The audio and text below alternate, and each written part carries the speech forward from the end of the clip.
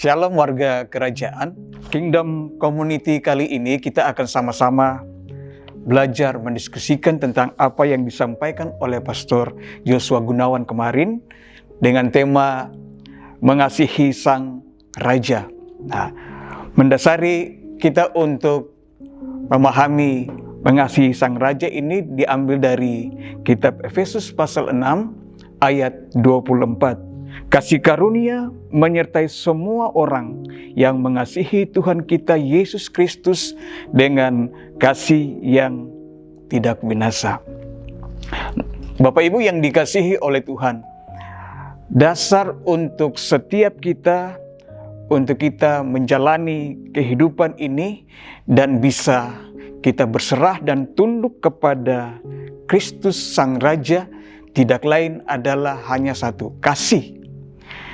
Nah, kasih di sini berbicara tentang kasih yang tidak dapat binasa atau kasih yang berasal dari Allah, atau biasa kita tahu itu yang disebut dengan kasih agape, kasih tanpa syarat. Nah, untuk memahami bagaimana kita mengasihi Sang Raja ini, kita perlu belajar dari beberapa keteladanan yang diceritakan yang bisa kita pelajari dari Alkitab. Bagaimana mereka mempunyai kehidupan yang benar-benar tunduk dan berserah kepada kehendak Allah. Benar-benar mereka tunduk kepada Sang Raja. Karena itu kita akan belajar dari tokoh yang pertama, yaitu kita akan belajar dari Tuhan Yesus sendiri. Yang menarik ketika dia sebelum disalibkan di Bukit Golgota, dia ada pergumulan yang begitu luar biasa ketika dia ada di Taman Getsemani. Kita sadari bahwa betul-betul ketika dia dalam pergumulan di Taman Getsemani itu, dia mengalami pergumulan yang berat. Dia benar-benar merasa tertekan, bahkan ketika dia dalam pergumulan itu sampai dia tetesan darah sempat keluar dari matanya. Nah, itu menandakan bahwa itu pergumulan yang begitu dahsyat yang dialami oleh Tuhan Yesus Kristus. Nah, pelajarannya bagi kita itu apa ketika peristiwa di Taman Getsemani? Yang penting bagi kita yaitu bagaimana Yesus itu bisa menguasai keinginan-keinginan dari dalam dirinya sendiri, bahkan tidak hanya menguasainya, tetapi juga menundukkan semua yang dia inginkan itu ada di bawah kehendak dan kepentingan Tuhan itu sendiri. Sering kita dalam pergumulan-pergumulan hidup yang begitu berat, kita kepingin lari daripada persoalan hidup ini. Tapi Kristus tidak. Dia betul-betul berserah kepada Sang Raja. Nah, pertanyaan dan persoalan bagi setiap kita, apakah kita itu tidak boleh punya keinginan, punya mimpi, punya visi tentang kehidupan kita? Tentu saja kita boleh mempunyai itu dan itu harus, sebab itu yang menggerakkan kita untuk hidup bergairah, bersemangat dalam hidup ini.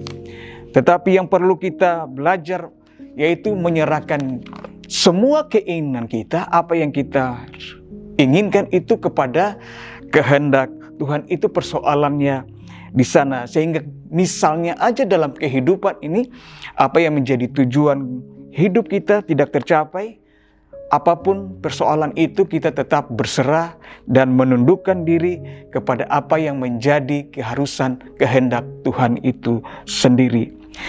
Jangan kita menyalahkan orang lain atau keadaan, atau bahkan tanpa sadar cenderung kita menyalahkan Tuhan atas hal demikian. Tapi itu saudara harus tetap semangat, bergairah dalam kehidupan ini, sekalipun itu tidak seperti yang kita rindukan, yang kita mimpikan. Yang kedua, kita akan belajar dari Paulus. Kita tahu bahwa ketika Paulus menjadi dari seorang Saulus ketika dia belum bertobat, kita tahu bahwa kehidupannya dipenuhi dengan hal-hal yang sangat jahat terhadap orang-orang yang percaya kepada Kristus. Dia mencari orang-orang pengikut Kristus untuk dibinasakan, bahkan dibunuh. Tapi kita tahu ketika dia berjumpa dengan Sang Raja, dia berjumpa dengan Yesus, dia menjalani kehidupan yang sebaliknya 180 derajat, dia mengalami perubahan. Bahkan ketika Paulus menyatakan kehidupannya di bawah tuntunan dan tawanan Roh Kudus, di mana semua perjalanan hidupnya dia selalu menyatakan dan berserah kepada Roh Kudus. Itu kita bisa baca di Kisah 20 ayat 22 sampai dengan ayat yang ke-24. Bapak Ibu yang dikasihi oleh Tuhan, yang perlu kita sadari di sini bahwa kelompok pembenci pengikut Kristus yang di dalamnya ada Paulus masih ada saat itu, sehingga Paulus begitu sadar, dia sangat tahu risiko yang akan dia jalani ketika dia menjadi pengikut Kristus.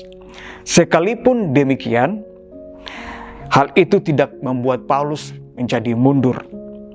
Paulus percaya bahwa kehidupannya bersama dengan Kristus dan dia tidak perlu takut dengan risiko apapun yang akan dihadapinya. Yang menjadi persoalan pertanyaan, bagaimana dengan kita? Apakah kita memiliki penyerahan diri terhadap Tuhan seperti yang dimiliki oleh Paulus? Bagi banyak orang, ketaatan mungkin adalah kebodohan. Tetapi bagi kita, orang percaya, ketaatan adalah anugerah dan kasih karunia. Kingdom Community yang dikasihi oleh Tuhan. Karena itu saudara, kasih itu harus diwujud nyatakan dalam kehidupan kita melalui mengasihi sesama. Karena itu saya ngajak Bapak Ibu Saudara, marilah kita saling mengingatkan, saling mendorong untuk hidup bagaimana kita mengasihi Sang Raja di komunitas yang Tuhan percayakan ada, di mana kita bergumul bersama-sama dengan mereka semua. Saya mendorong kita semua untuk tetap kita semangat bergairah mengasihi Sang Raja. Ingat bahwa itu bukan sebuah perasaan, tapi ini sebuah perintah untuk mengasihi Sang Raja.